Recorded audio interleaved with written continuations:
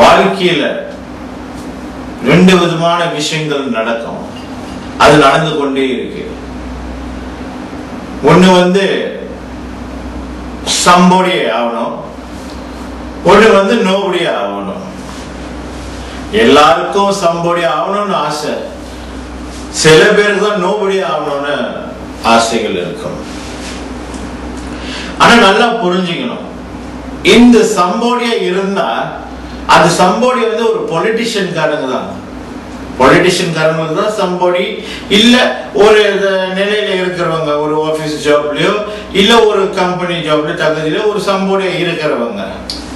ஆனா ஒன்னும் எதிர்பார்க்காதவங்க தான் nobody. நோபடியா இருந்தா தான் நம்ம மனசுல ஒரு கேட்வே ஓபன் பண்ணும் கடவுள் உள்ள போறதுக்கு. நம்ம சம்போடியா இருந்தா கடவுள் உதவி நம்மளுக்கு என்னத்துக்கு இருக்கு? கடவுள் என்னத்துக்கு? நம்மளுக்கு எல்லாமே தெரியுமே. When can God can come into us when we become somebody? When we try to accept நம்மளா ஒரு நோபடியா இருக்கமால தான் கடவுள் சக்திகள் நமக்குள்ள போறோம். ஏன் போறோம்? நோபடியா இருக்கும்போது நம்மளுக்கு ஈகோ இருக்காது. உதாரணம், வெளிச்சமும் இருட்டும் ஒன்னா இருக்க முடியாது. அதுதான் உண்மை. வாழ்க்கையில நோபடியா இருக்கிற காலம் தான் நிறைய விஷயங்கள் நடக்கும். ஏன்னா நம்ம நோபடியா இருக்கிற காலத்துல தான் நிறைய விஷயங்கள் நடக்கும். ஒரு கதை சொல்ல விரும்புறேன். ஒரு நாள் ஒரு சிறந்த ஒரு படித்தவன், அவனுக்கு ஒரு பட்டம், பிரிட்டிஷ் எம்பையர் அவனுக்கு ஒரு பட்டம் கொடுக்க போகுது, அவார்டு. அவன் ஒரு பெரிய ஞானி. அவன் உடுத்துற ஒரு சராசரி ஒரு வேஷ்டியை போட்டுக்கிட்டு, ஆனா பெரிய ஒரு ஸ்காலர்.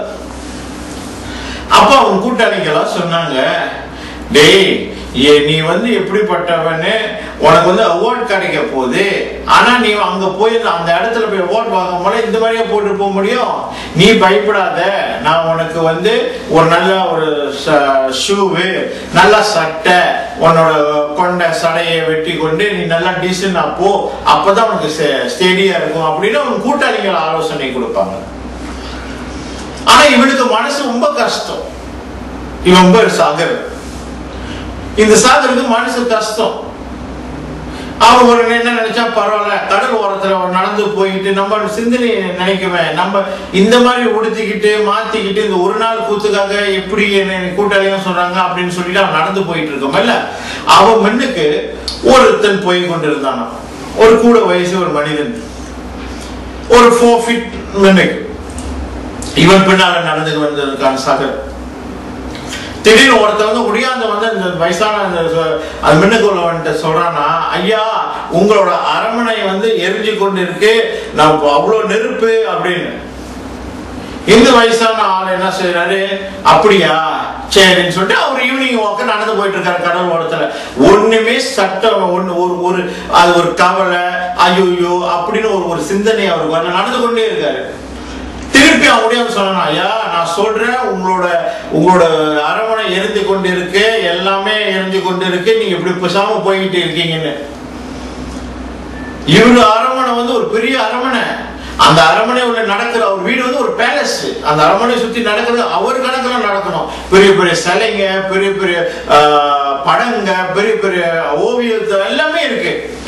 கோடி கணக்குல விலை பொருள் இருக்கு.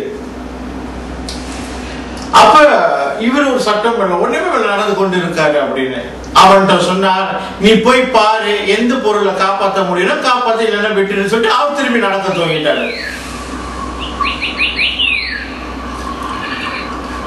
அப்ப திருப்பி கொண்டு நடந்து கொண்டு இருக்காரு.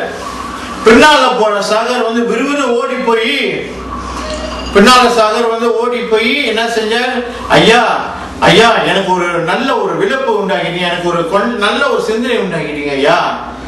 இப்படி இருந்தாவோட நீங்க உங்களோட ஈவினிங் வாக்க நடந்து கொண்டுதான் இருக்கீங்க. நீங்க டோன்ட் பாதர், என்ன நடக்குதோ எது நடக்குதோ, என்னோட ஈவினிங் வாக்க நான் நடந்து கொண்டே இருக்கேன். அதுக்கு நீங்க எனக்கு ஒரு நல்ல ஒரு புத்தியை கொடுத்துக்கிட்டீங்க.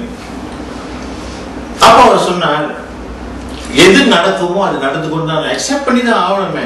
இப்ப நான் ஓடிவே அங்க கத்தி அடையாங்க என்ன கிடைக்க போகுது? எரிஞ்சது எரிஞ்சு போய் தான் இருக்கு, என்ன செய்ய போகுது? அதுக்கு ஈவினிங் வாக்க நடக்காம ஈவினிங் வாக்க நடந்து நான் அக்செப்ட் பண்றேன். வாட் இஸ் லைஃப்னா அக்செப்ட். இப்படிதான் நடக்க என்ன செய்ய முடியும் அப்படின்னு அவர் அந்த ஈவினிங் வாக்லாம் நடந்து போய் அந்த அரண்மனை போய் பார்க்குற ஒவ்வொன்று எரியுது நெருப்பு. அந்த பின்னாடியே அந்த ஆள் ஸ்குவாடர் போயிருந்தார், பார்த்தார். இவரோட ரியாக்ஷன் ஒண்ணுமே இல்லை. இந்த வயசானவருக்கு ஒரு பணக்காரருக்கு ஒரு ரியாக்ஷன் இல்லை. அதை பார்த்து கொண்டேதான் இருக்காரு. எது நடந்ததுதான் அக்செப்ட் பண்ணாரு அப்படின்னு. அதே போல வாழ்க்கையில when we become nobody, we start accept everything. நல்லா அக்செப்ட் பண்ண துவங்கிடுவோம்.